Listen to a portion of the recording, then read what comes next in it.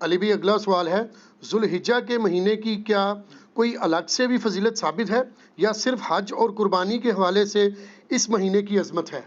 حج اور قربانی تو جی کلائمیکس ہے اس مہینے کا، لیکن یہ مہینہ الگ سے بھی ایک فضیلت رکھتا ہے نا جی۔ سورہ التوبہ کے اندر اللہ تعالیٰ نے فرمایا نا کہ جب سے اللہ تعالیٰ نے زمین و آسمان کو پیدا فرمایا ہے تو 12 مہینے ہیں سال کے، ان میں سے 4 حرمت والے ہیں۔ بخاری اور مسلم میں اسی آیت کے کانٹیکسٹ میں ایک حدیث ہے کہ نبی علیہ السلام نے فرمایا وہ 4 حرمت والے مہینے 3 کنزیکٹیو ہیں، ذی قعدہ، ذوالحجہ اور محرم، اور ایک الگ سے ہے رجب کا مہینہ۔ ان 4 مہینوں میں آپ قتال نہیں کر سکتے تا وقت کہ کافر آپ پہ جنگ تھوپ نہ دے۔ اس لیے آپ دیکھیں جنگ صفین جو تھی اس کے دوران بھی یہ مہینہ آ گیا تھا، اس کا حرمت والا مہینہ، تو جنگ روک دی گئی تھی۔ تو حرمت والا مہینہ یہ ذوالحجہ، اس اعتبار سے تو اس کی اہمیت ہے۔ باقی بڑی عید ہے ہماری 10 ذوالحجہ کو، اسی طریقے سے حج کی ساری ایکٹیویٹیز ذوالحجہ کے مہینے میں، تو یہ تو سارے فضائل اس کو حاصل ہیں۔ ایک جنرل حدیث ہے صحیح بخاری کے اندر کہ نبی صلی اللہ علیہ وآلہ وسلم نے فرمایا باقی پورے سال میں کیے ہوئے اعمال کبھی بھی ذوالحجہ کے پہلے 10 دنوں میں کیے ہوئے اعمال کے برابر نہیں ہو سکتے۔ اب یہ کیٹاگوریکلی ہے، یعنی ایون رمضان کی کوئی عبادت بھی یہ پہلے 10 دنوں کا مقابلہ نہیں کرتی، بلکہ اکثر مفسرین کا اتفاق ہے یہ سورۃ الفجر میں جو اللہ نے قسم یاد فرمائی ہے نا، والفجر ولیال عشر، فجر کے وقت کی قسم اور 10 برکت والی راتوں کی قسم، یہ 10 راتیں جو ہیں وہ ذوالحجہ کی 10 راتیں ہیں، یکم ذوالحجہ سے لے کے 10 ذوالحجہ تک۔ تو بخاری کی اس حدیث میں آیا ہے کہ پورے سال میں نیک اعمال کا وہ ثواب نہیں ہے جو ان پہلے 10 دنوں کے اندر ہے، کوئی بھی نیک عمل۔ تو صحابہ نے کہا کہ کیا جہاد اور قتال بھی اگر کوئی شخص کرے باقی دنوں میں تو اس سے بھی یہ 10 دن کا عمل بڑھ جاتا ہے؟ تو آپ نے فرمایا کہ جہاد اور قتال سے بھی بڑھ کے ان 10 دنوں کے اندر عبادت کرنے کا ثواب ہے، سوائے ایک ایکسیپشن کے ساتھ کہ کوئی شخص اللہ کی راہ میں جہاد اور قتال کے لیے جائے اپنا مال اور جان لے کر، اور واپسی پہ نہ اس کی جان بچے نہ مال بچے، یعنی سب کچھ لٹا کے آ جائے نا ادر دین ذوالحجہ کے مہینے میں، تو وہ شخص ہی ذوالحجہ کے پہلے 10 دنوں میں کی ہوئی عبادت کو کے سے بڑھ سکتا ہے، باقی صرف قتال کرنے والا بھی نہیں بڑھ سکتا۔ کتنی بڑی فضیلت ہے۔ اور اسی حدیث کا ایک طریق مسند احمد میں ہے جس کی صحت کے اوپر اتفاق ہے لیکن وہ فٹ ان بیٹھتا ہے کہ نبی علیہ السلام نے یہی الفاظ ہیں بخاری والے، اور آگے الفاظ ہیں کہ ان 10 دنوں کے اندر اللہ تعالیٰ کی تحمید، تحلیل اور تکبیر بلند کرو۔ تحلیل کہتے ہیں لا الہ الا اللہ کو، تحمید کہتے ہیں الحمدللہ کو، تسبیح کہتے ہیں سبحان اللہ کو، تکبیر کہتے ہیں اللہ اکبر کو۔ اور یہ چاروں وظائف آپ کو پتہ ہے ایک ہی کلمے میں جمع ہے، سبحان اللہ والحمدللہ ولا الہ الا اللہ واللہ اکبر، جس پہ میرا یوٹیوب پہ کلپ بھی ہے، سب سے بہترین وظیفہ، آلموسٹ 3 لاکھ کے قریب لوگ دیکھ چکے ہیں۔ اس میں میں نے کئی احادیث اس حوالے سے بتائی ہیں جو ان 4 کلمات کے حوالے سے، تو اس میں بھی اسپیسیفکلی تکبیر کا ذکر آتا ہے۔ سورۃ البقرہ میں حج کا ذکر بھی آئے گا تو آپ کو آئے گا تکبیر بلند کرو۔ سورۃ البقرہ میں رمضان کے بعد عید کا ذکر آئے گا تو کہا گیا عید والے دن تکبیر بلند کرو۔ تو وہ تکبیر بلند کرنا تو سمپل اللہ اکبر کہنا ہے۔ اس کے علاوہ آپ کو المصنف ابن ابی شیبہ میں، سنن الکبریٰ البیہقی میں، مصنف عبد الرزاق میں صحابہ اور تابعین سے کئی ایک اقوال ملیں گے۔ کوئی پڑھتا تھا سبحان اللہ والحمدللہ ولا الہ الا اللہ واللہ اکبر، کوئی پڑھتا تھا اللہ اکبر کبیرا والحمدللہ کثیرا وسبحان اللہ بکرۃ واصیلا، کوئی پڑھتا تھا اللہ اکبر لا الہ الا اللہ واللہ اکبر وللہ الحمد۔ تو اس طرح کے کئی ایک کلمات جن میں اللہ کی تکبیر بلند کی گئی ہے،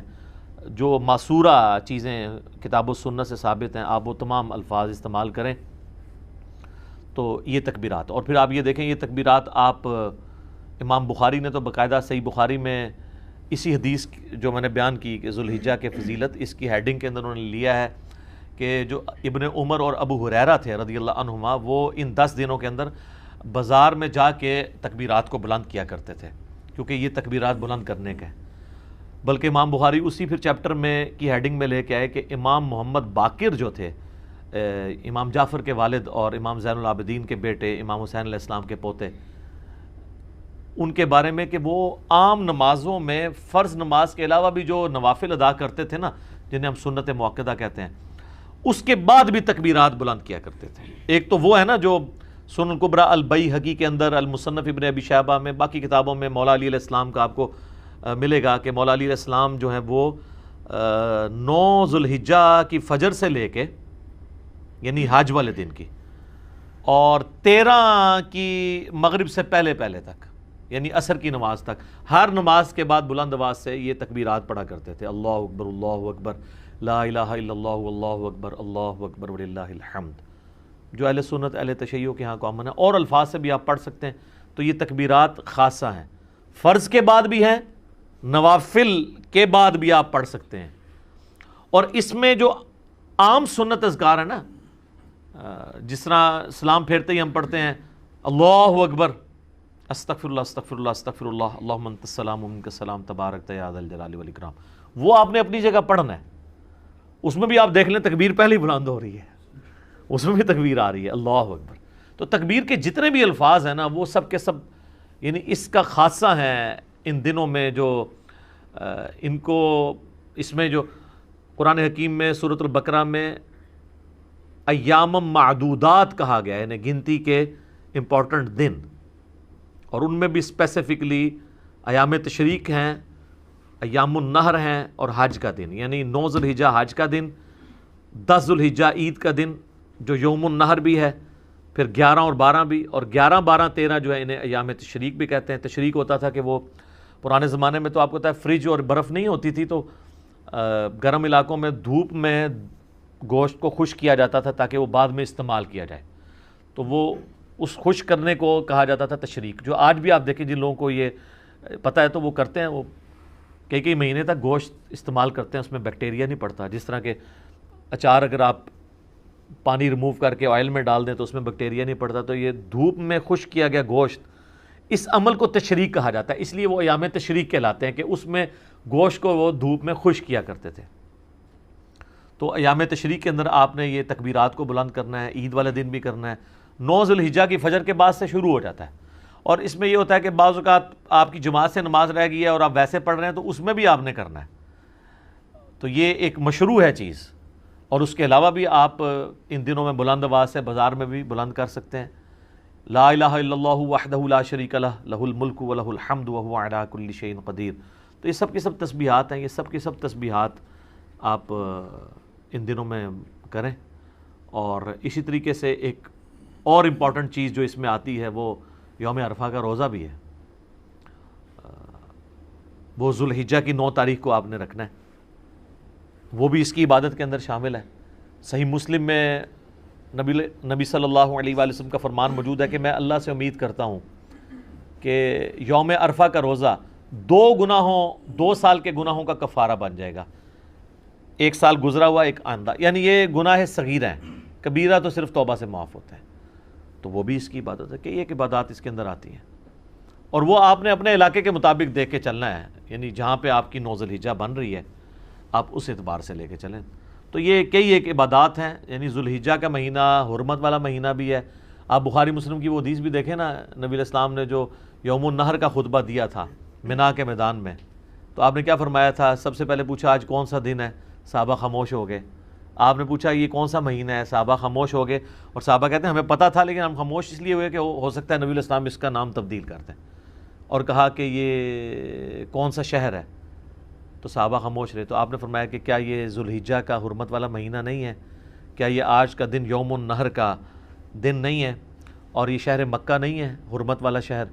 جس طریقے سے آج کا یہ مہینہ، یہ دن، اور یہ شہر مکہ اللہ کے نزدیک حرمت والا ہے، اسی طریقے سے تمہاری جان، مال، عزت، آبرو ایک دوسرے کے اوپر حرام ہے۔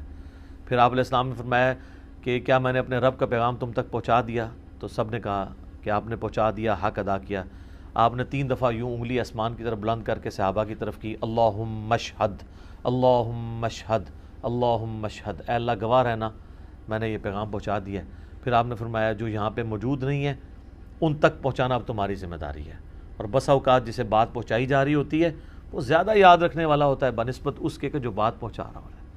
تو یہ اسی لیے محدثین جب یہ حدیث پڑھا کرتے تھے تو وہ کہا کرتے تھے صدق رسول اللہ, رسول اللہ نے سچ فرمایا ہے کہ دین تو عرب کے لوگوں پہ نازل ہوا لیکن خدمت بعد میں اللہ نے عجم کے لوگوں کے ذریعے لی. احادیث کی آپ جتنے بھی آپ ائمہ دیکھیں آلموسٹ سارے عجمی ہیں, اور عجمی بھی کہاں کہاں سے اٹھ کے آئے ہیں. امام بخاری رشیا سے گئے ہیں, امام ترمذی امام ابو داؤد افغانستان کے رہنے والے ہیں, امام مسلم ایران کے رہنے والے ہیں. تو اس طریقے سے اللہ تعالیٰ نے یہ خدمت عجمیوں سے لی. اور مجھے بڑا عجیب فیل ہوتا ہے جب سعودی عرب کے چینل پہ حج کے دنوں میں آپ اگر لگا کے دیکھیں تو اس میں تو آلموسٹ چلتی رہتی ہیں احادیث, لیکن عام دنوں میں بھی آپ اگر مدینہ شریف والا چینل لگائیں یا ایون مکہ شریف والا بھی, اذان اور نماز کے وقفے کے دوران جو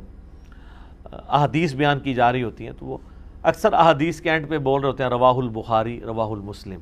رواہ البخاری رواہ مسلم. تو کتنی عظمت کی بات ہے کہ ان دو بندوں کے نام لیے جا رہے ہیں جو عرب کے لوگ ہی نہیں ہیں, اور نبی علیہ السلام کا سارا نالج احادیث کا اللہ نے ان کے ذریعے جمع کروایا ہے.